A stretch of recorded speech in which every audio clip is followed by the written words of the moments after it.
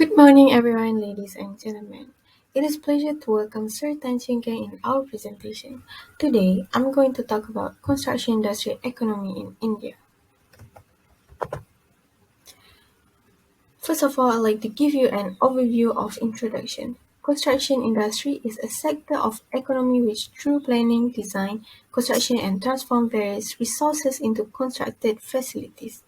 In this view, construction will be an economic activity that spans all three parts of the economy. Primary, which involves the exploitation of environmental assets, and secondary, which involves the production of building materials and products. Clearly, it shows that construction is an important aspect of the economy, as well as a source of jobs and growth. We observe that the construction industry plays a unique role in economic growth and has a significant impact on both the economy and society. So next, I'm going to talk about the construction industry in India. The Indian construction industry has been the country's backbone of the economy because of the strong infrastructure provides the foundation for all other initiatives. The Indian construction sector is responsible for accelerating the country's overall growth. Furthermore, the construction industry in India has been generating market opportunities in a variety of lean industry in India and improving the infrastructure investment and development economy in India. Last but not least, during the previous few years, India's physical development and the construction industry has been in the spotlight, which have made India to be predicted to overtake China as the world's third largest construction market by 2022. That's all for me. I will pass to the next presenter. Next, we move to the resources allocation. So, what is the resources allocation? Resources allocation is known as the process of which corporation select where to allocate scarce resources for the manufactured goods, creation of merchandise, or the provision of the service. So, the function of the resources allocation is to make sure the corporation could profit the most from the resources, from the limited resources. They could maximize the output, so they could maximize the profit as well. So in this presentation, we will focus more BAQS than a corporation, which we will focus about the nation, which is Indian. So the Indian has two types of the resources. First is agriculture, which refers to the crops, to the cattle, to the animals, and etc. And second is natural resources, which actually refers to the woods and the materials such as steels and other minerals.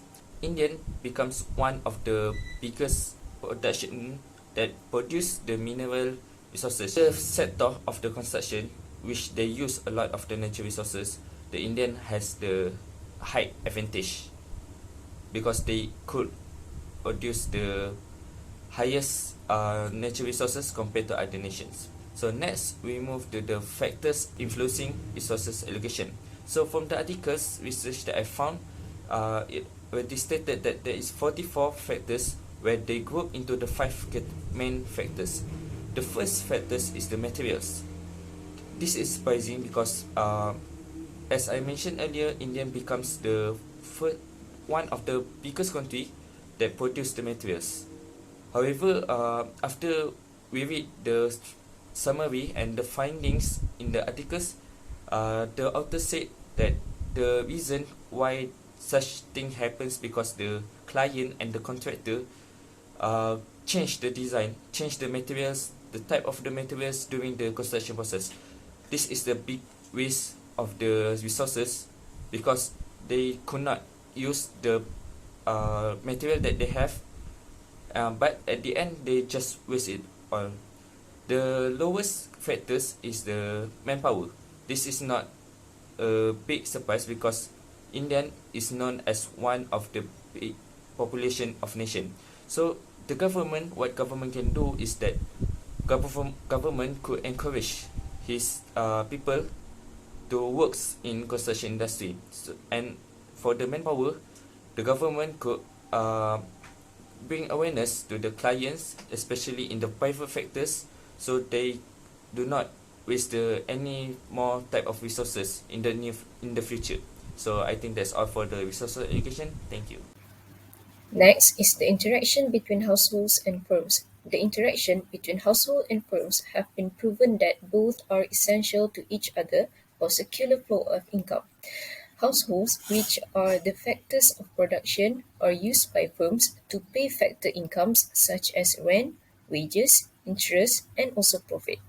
Firms will utilize factors of production to create output in the form of products and services that households will purchase. This is a circular flow of diagram.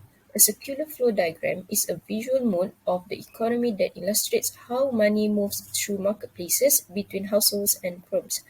There are four flows in the circular flow diagram, which are flow factors of production from households to firms, flow of incomes from firms to household, flow of output of goods and services from firms to households, and lastly, flow of expenditures from household to firms. For example, in the construction industry, the workers, such the workers which is households, provide the factors of production which they work with the contractors company, which is the firms. Then the company pays wages to the workers.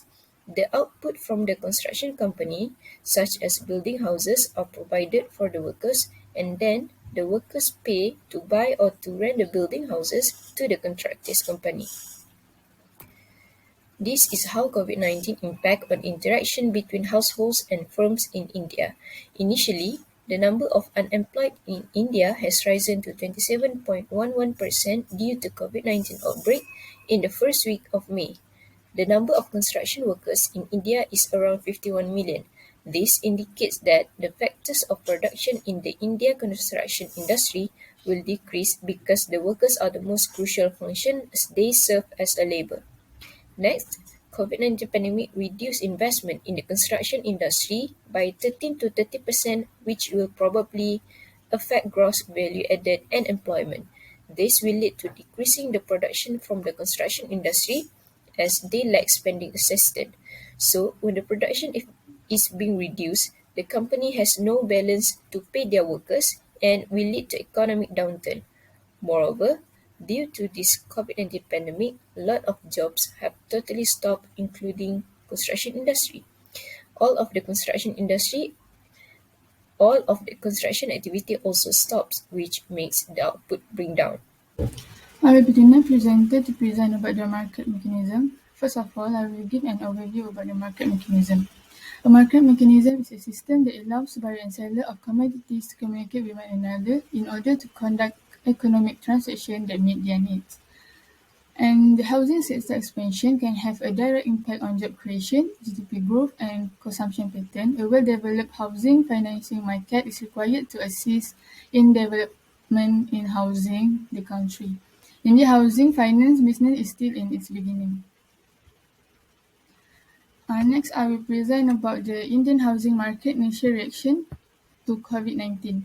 The sharp rise in new coronavirus infection in India in 2021 could have a negative impact on demand for residential real estate, which is just beginning to recover, despite the fact that Indian real estate market was reviving after two waves of the coronavirus pandemic. The new strain of the virus Omicron is new quickly become a source of concern for the government and the real estate sector.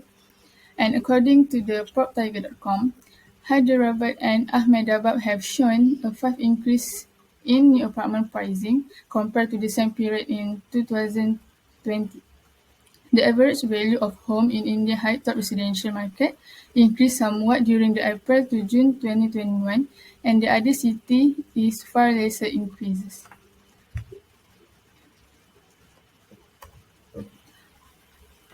Next, I'm going to talk about the COVID-19 impact on housing market. The demand for residential real estate in India may be lesser as a result of a huge increases in the number of the COVID-19 infection in the country.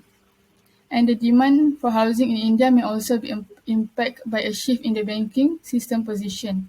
Based on the International Monetary Fund of World Economic Book, the India GDP will grow at a negative 10.3% pace in 2021 and down a negative 5.8 percent point from the agency June estimate. In addition, a 23.9% drop in GDP in the first quarter of final year 21 compared to the same quarter the previous fiscal. Global rating agency and Fitch forecast the India economy decreased by 11.5% and 10% respectively in the current fiscal. A lockdown in India, which began on 25th March 2020 and extend until 7 June 2020, worsened the economic situation. And lastly, I will explain about the COVID impact of housing market in supply and demand. So the first one is because of the buyers. Home purchasers are likely to postpone their property purchase decision while they wait clarity on job security. And the second one is for material and labor. Delays in building material supply and labor shortage could further push delivery schedule of active projects. And the third one is transaction. Coronavirus has put residential real estate transaction on hold. And last one is work. Remote working for employees in order to slow the spread of the coronavirus office and office utilization rates may fall. Bismillahirrahmanirrahim. Assalamualaikum warahmatullahi wabarakatuh. My name is Nurik Barifah bin Ismaili and my matric number is 2010543. So now I will like to present about the market structure. So, in general, market structure in economics refers to how distinct industries are classified and distinguished depending on the degree and type of rivalry for products and services.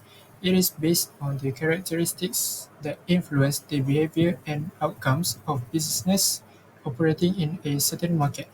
In economics, market structure can be correctly understood by thoroughly examining a number of qualities or traits presented by diverse actors: the buyer structure of the industry, customer turnover, the extent of product differentiation, the nature of input costs, the number of players in the market, the extent of vertical integration within the same industry, and the market share of the largest player are all common ways to differentiate these markets. Move on. So now, these are the types of market structure. Markets are classified into four types, which is perfect competition, monopolistic competition, oligopoly markets, and monopoly markets. As shown in the slide, there are some characteristics of each types of market structure.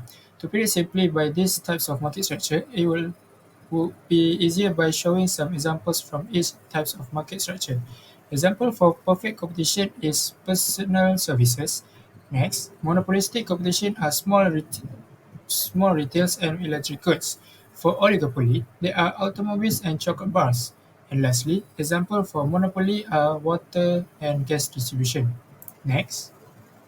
According to the Q4 2020 Global Construction Survey, India's construction sector will grow 15.8% to $541 541,000 and 543.9 million in 2021. Despite short-term challenges in several construction industries, India's medium to long-term economic trajectory is intact. The building sector in India is expected to grow modestly over the next 4 quarters. The current rate of growth is expected to be maintained throughout the project period, with a CAGR of 11.7% between 2021 and 2025. So that's all from me. Thank you. By the end the presentation of the Brother Iqbal, now we reach the final stage of our presentation, which is the conclusion.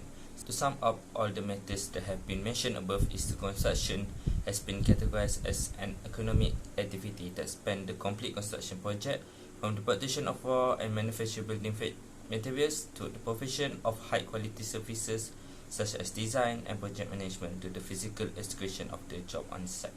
So all the objective of the study of the Indian construction sector economy has been measured and as well as analysed, which are locate and identify resources allocations in the construction economy of India. So I think that's all from our groups. Thank you.